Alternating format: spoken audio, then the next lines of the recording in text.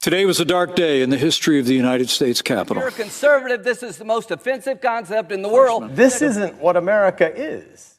All right, so let's dive right into one of the most significant post-election narratives, the claims of widespread voter fraud in the 2020 election.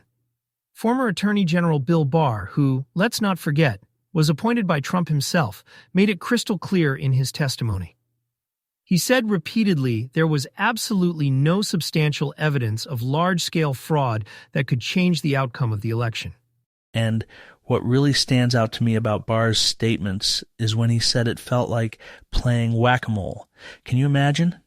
Every single day there was a new claim popping up, and none of it held up under scrutiny. None of it. Exactly. I think his words were completely bogus and misinformation. Like, election fraud is a serious accusation, but what Barr was dealing with was just, amateur hour. He even talked about the Dominion voting machines conspiracy being utterly baseless. And yet, Scott, these ideas, they still echo today, thanks in part to misinformation being amplified. Yeah, and misinformation that people genuinely believe. Look at True the Vote, for example, claiming ballot fraud in Georgia. They had to admit in court that they had absolutely zero evidence. They just straight up came clean. Nothing to back those claims, not a shred. But despite that, movies like 2000 Mules ran with it, as though it was fact. And that's where the media's role becomes critical. It's one thing for individuals to buy into bad information, but when media platforms, and I use the term media loosely here, fail to filter or fact-check these narratives, it legitimizes them in the public eye. So, Eric, are we saying it's the deliberate choice of those platforms to spread this? Or is it, this kind of laziness in chasing clicks over truth? It's definitely both. Some outlets know exactly what they're doing when they repeat these claims, just to feed confirmation bias. Others might not have the same intent, but end up enabling it because they're prioritizing speed or sensationalism over accuracy. Election integrity is the cornerstone of democracy, Scott, and in this case, media outlets need to shoulder more accountability. Right, and people trust what they read or hear, even if it's slanted or wrong. It's frustrating, honestly, to see how easily misinformation can inflame division. I think about what Barr said about Trump being detached from reality, because that might be the scariest part. When the leader of the charge isn't grounded in fact, it all starts to crumble. Speaking of being detached from reality, Scott, let's unpack that phone call Trump made to Raffensperger in January 2021. The sitting president asking Georgia's Secretary of State to find 11,180 votes. That language, that behavior, it's hard not to be shocked by the audacity of it. Yeah, it's chilling. You're looking at a direct attempt to pressure a state's top election official. And Raffensperger, he outlined it in his book, Integrity Counts. He felt like Trump wasn't just pushing.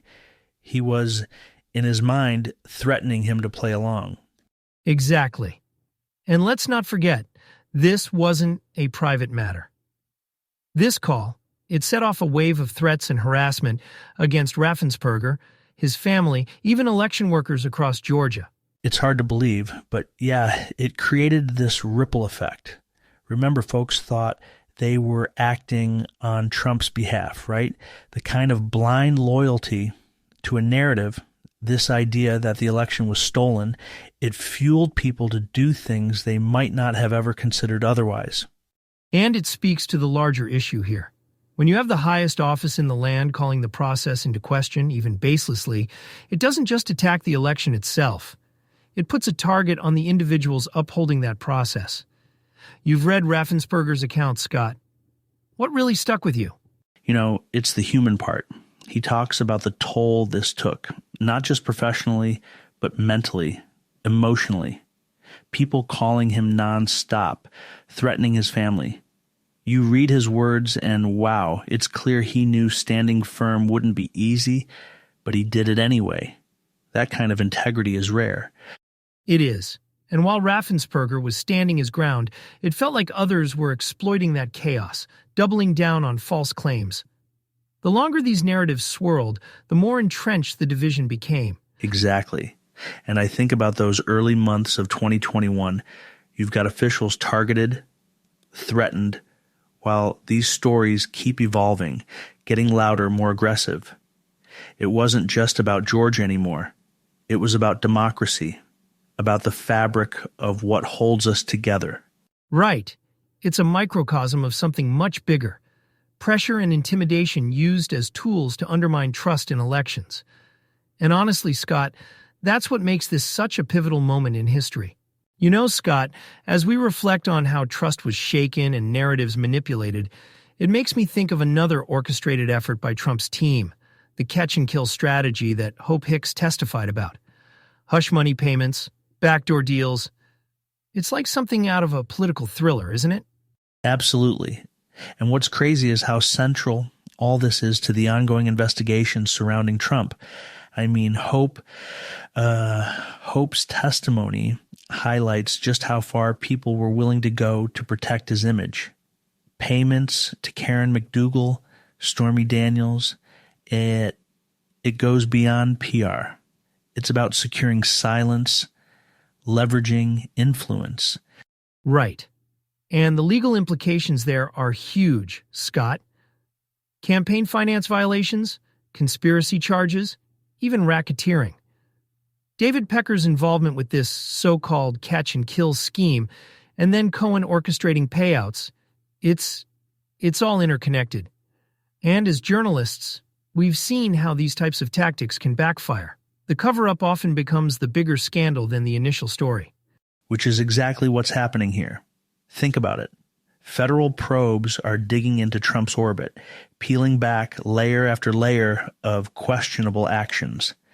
It all ties into this larger narrative of power, manipulation, and the lengths people will go to hold on to control. And Scott, let's not overlook the impact this has on public trust. I mean, every revelation further erodes confidence in government integrity.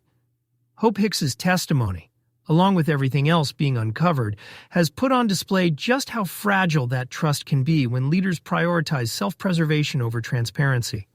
It's sobering, Eric. When you hear testimonies like hers, where it's clear people were complicit or willingly blind, it makes you question the systems we rely on to keep leaders accountable. Are they strong enough to endure this kind of abuse? That's the million-dollar question. And if history shows us anything, it's that accountability doesn't happen in a vacuum. It takes persistent effort from investigators, the media, and, honestly, the public. Otherwise, these actions become normalized, and that's a dangerous precedent to set. Right. And look, at the heart of all this is a need for clarity and a return to, what's the word, integrity. I mean, hearing about these backdoor deals and the pressure campaigns, it's exhausting. But it also reminds us why this kind of scrutiny matters. It's accountability that keeps our democracy alive. Exactly, Scott. Accountability, as messy and slow as it can be, is what separates us from something worse. And as we wrap up today's discussion, it's clear we're at a crossroads. The choices we make now, as citizens and as a nation, will define how these moments are remembered and how much stronger or weaker democracy becomes because of them. Well said, Eric. And with that, I think we've covered a lot of ground today. These stories are still unfolding, but it's our responsibility to keep listening, keep questioning, and ultimately keep holding power accountable. Absolutely. On that note, we'll leave it here for now. Thanks for joining us, and remember, staying informed is the first step to making a difference. Take care, and we'll see you next time.